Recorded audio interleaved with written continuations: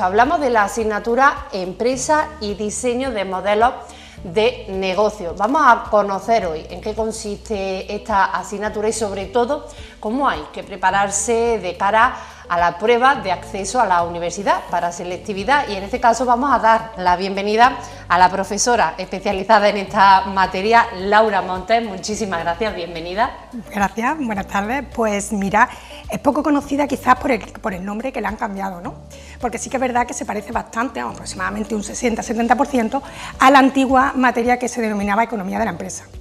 ¿Qué pasa? Que como ha evolucionado la vida en el mundo actual, se ha ampliado esta materia, bueno, se ha reducido un poco la materia de empresa o de economía en pro de incluir emprendimiento o diseño de modelos de negocio, que digamos que es la nueva forma de entender cómo se hacen los negocios en cualquier sociedad, ¿no? Porque ha cambiado muchísimo la forma en que se hacen los negocios, ¿no? Bastante. Sobre todo con la llegada de la era digital y demás, ¿no? Sí, correcto, pero también porque se ha teorizado mucho y se ha modernizado esos conceptos. Ten en cuenta que muchas de las bases económicas vienen del siglo XIX o del siglo XVIII.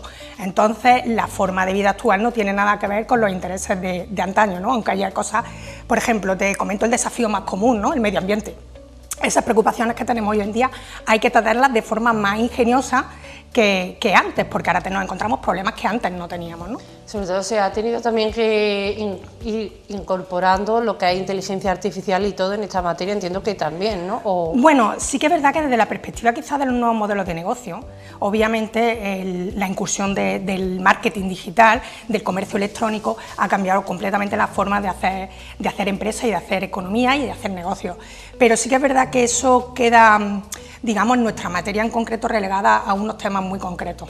Quizás necesitan una base económica y digamos que con esa base ya intentamos ir ampliando conocimiento. Exacto, si no sabes qué es una empresa, difícilmente te va a costar entender qué es emprender, ¿no? Eso requiere que ahora se obtengan mayores competencias, ¿no? En este sentido, y facultades, que ahora hablaremos también.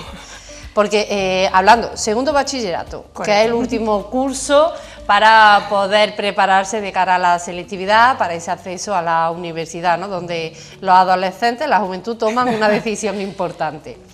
¿A qué modalidad de segundo de bachillerato pertenece la asignatura de Empresa y Diseño de Modelos de Negocio? Pues estamos hablando de la modalidad de Humanidades y Ciencias Sociales. ¿Vale? Fíjate que yo creía que era de ciencia. Bueno, sí, es una materia, la ciencia económica como tal es una materia. Lo que pasa es que es verdad que a veces confundimos la palabra ciencia con análisis o con el razonamiento analítico. Sí. Y sin embargo, la ciencia de la psicología también está ahí. Quiero decir, al final toda teoría parte de un razonamiento previo, un pensamiento crítico, que luego intentamos teorizar o a lo mejor demostrar con números. Esta materia es un mix totalmente entre teoría y práctica, si quieres, analítica, pero nunca podríamos llegar a una práctica analítica si no sabemos las características teóricas de algo. ¿En este caso sería una asignatura optativa o sería de la modalidad de general obligatoria? No, es una asignatura, estaría dentro de lo que es la segunda fase de admisión, ¿vale? Entonces está lo que llamamos así un poquito como modalidad específica o voluntaria. Esto hablando de selectividad, sí, ¿no? Correcto. Yo me refería en bachillerato, como hay asignaturas que son optativas, ¿no? Sí, estaría dentro de lo que es el campo de la optativa. Vale, y en este caso ya en selectividad sí que sería de esa fase específica. Sí, en la que, bueno, comúnmente se entiende que es para subir notas, pero yo lo que digo siempre, bueno, sin impulso. Es decir, son estas materias clave porque te permiten realmente acceder a donde quieres con seguridad y preferencia. Es decir, con esto nos está indicando que debería de estar en la fase obligatoria general, ¿no? Bueno, prácticamente sí, sobre todo porque es una materia bastante transversal. O sea, todos hacemos economía. Se dice en economía, y esto me decanto por esa rama, ahora explico si no emprendimiento, está en nuestro día, llamamos a economía la materia de la decisión, de la toma de decisiones. Buah, en nuestra sociedad actual estamos tomando decisiones totalmente. Claro. Has empezado diciéndome tú antes que para selectividad tenían que tomar decisiones. Sí. Pues básicamente tenemos que saber tomar esas decisiones. Y luego la parte del emprendimiento también divergemos más a que ahora ya todos somos empresarios. Empresarios de alguna manera. Todos nos dedicamos de alguna manera a hacer alguna actividad, por ejemplo, en las redes sociales.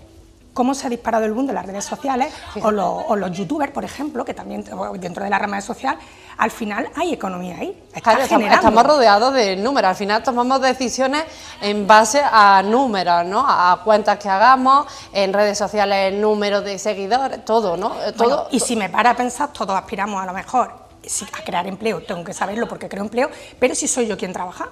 qué es una nómina, qué es ese famoso claro. IRPF. Hasta ahí, pues todo. Estamos viendo que esto es importante saberlo. ¿Para qué tipo de estudios universitarios es especialmente útil?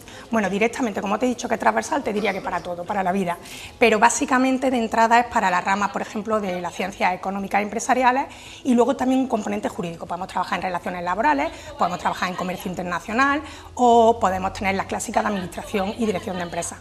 Te he dicho antes que la fase era la de admisión, la segunda, sí. Pero sin embargo, por ejemplo, hay algunas carreras que se entiende que tienen poca nota, o sea, poca nota de corte, pero si tienes mucha decisión en qué quieres hacer, por ejemplo, doble grado, o quieres hacer estudios internacionales, o digamos que dentro de la Unión Económica Europea es fundamental tener una buena nota y una buena base.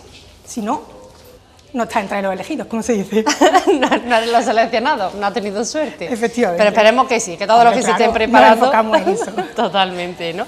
¿Qué cambio ha sufrido la prueba en los últimos años? Pues mira, aparte del cambio de temario, que ese quizás fue el más grande... Se amplió, ¿no? Sí, se amplió por un lado y se recortó un poco por el otro, quiero decir. Lo que pasa es que sí que es verdad que no se recortó lo mismo que se amplió. Una vez, por ejemplo, digamos que de las críticas más grandes de la comunidad de profesorado es la cantidad de materia para el tiempo disponible, teniendo en cuenta que tienen que prepararse otras materias. Entonces es un primer desafío. ¿Qué más cambio ha habido en el sentido de la forma de resolver el ejercicio? Ha cambiado, ya no vale, digamos que pasamos de un esquema más conceptual, tengo que reproducir algo que me he estudiado de memoria, memorístico, a que tengo que demostrar que he entendido esos conceptos o esos contenidos en un caso práctico, por ejemplo, en una situación, ¿vale? O identificar las características dentro de un texto o dentro de otros, por ejemplo, me ponen unos ítems y me dicen, venga, identifica de aquí cuáles son pertenecientes aquí, ¿no? Entonces, digamos que tienen que pensar. ¿Consideras que es una de las asignaturas más complejas que tiene? Es compleja en tanto en cuanto el lenguaje técnico y la falta de expresión que tienen hoy en día los chicos y chicas. Creo que esa es su tándem. Se mueven súper bien a nivel social, a nivel natural, sí. Es muy fácil entenderte con ellos. Yo creo que el acercamiento profesor-alumno en este sentido ha sido muy tangible, pero en cuanto tienen que hablar o expresarse a nivel escrito, yo noto bastante dificultad. No sé si tanto porque... Ahí entonces sería más tipo oratoria, quizás lo que necesitarían de... Es que no es tanto la persuasión a la hora de hablar, vale, como el saber expresar y dominar lo que estás hablando. Y esa es la clave. Le tendríamos que preguntar a los alumnos si para ellos es la más compleja, ¿no? Porque... Creo que la subestiman para bien y para mal. Sí, ¿no? Hay diversidad de... No es difícil porque es muy práctica. Te la traes a la realidad con mucha facilidad porque hay economía en todos lados, claro, ¿no? No, sí, como hemos dicho, estamos rodeados de números. ¿Qué dificultades suelen encontrar los estudiantes al preparar esta materia, más allá de lo que comentabas, ¿no? Ese razonamiento, el que tengan que pensar? Sí, mira, yo creo que lo primero con esta nueva modalidad de examen es saber qué es una pregunta competencial, que es cómo se desarrollan las teorías. Ellos tienen que hacer unos ejercicios prácticos, eso casi no ha cambiado todavía, pero en la parte teórica sí es lo que te he comentado, que tienen a lo mejor un caso práctico, identificar. Entonces, el saber qué me están pidiendo lo primero, después de esto que me están pidiendo, qué contenido que yo me estudié es el adecuado y luego cómo lo interpreto, ya sea algo teórico, si es una pregunta competencial teórica, o ya sea resolver un ejercicio numérico o escribir la interpretación de esa solución. 3 es una solución, ¿pero qué es 3? No. Oye, pues 3 es el tanto por ciento. Es difícil, ¿no? En la época en la que vivimos, donde tenemos dispositivos que prácticamente te dan esa solución, incluso ya, que aquí con algún experto lo hemos hablado, incluso la inteligencia artificial ya te da decisiones que tú tendrías que tomar, ¿no? Entonces, me refiero, es importante que de manera personal cada persona tenga esa capacidad de poder pensar, reflexionar y decidir, ¿no? Y seleccionar y elegir también, ¿no? Con todo ello. ¿Cómo trabajáis esos aspectos que comentaba y cómo trabajáis esta asignatura en la Academia Cruz Conde? Bueno, yo lo llamo, tengo un nombre particular que es el entrenamiento consciente. Es decir, esto es una competición. Todo entrenador, en el mundo deportivo es bastante habitual, se mide, vamos a medirnos. ¿Cuánto tardamos en aprender algo? ¿Cuánto tardamos en escribirlo? ¿Cuánto dura el examen? ¿Cuánto tardo en cada ejercicio? No es que me pase el curso entero midiendo, eso de hecho lo hago yo muy sutilmente, le hago ese seguimiento y voy entrenándolos a ellos para que sean conscientes. Pero tienes que ser consciente de que estás estudiando. Oye, no vale con que te lo memorices, ¿y esto para qué sirve? ¿Y esto qué significa? Y yo les digo también muchas veces que yo lo que hago es traducir.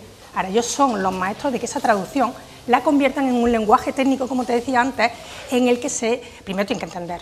¿Qué hacemos? Que entiendan. Traducir. Después, ¿qué hacemos? Apréndete esa traducción y aplícala, pero con sentido.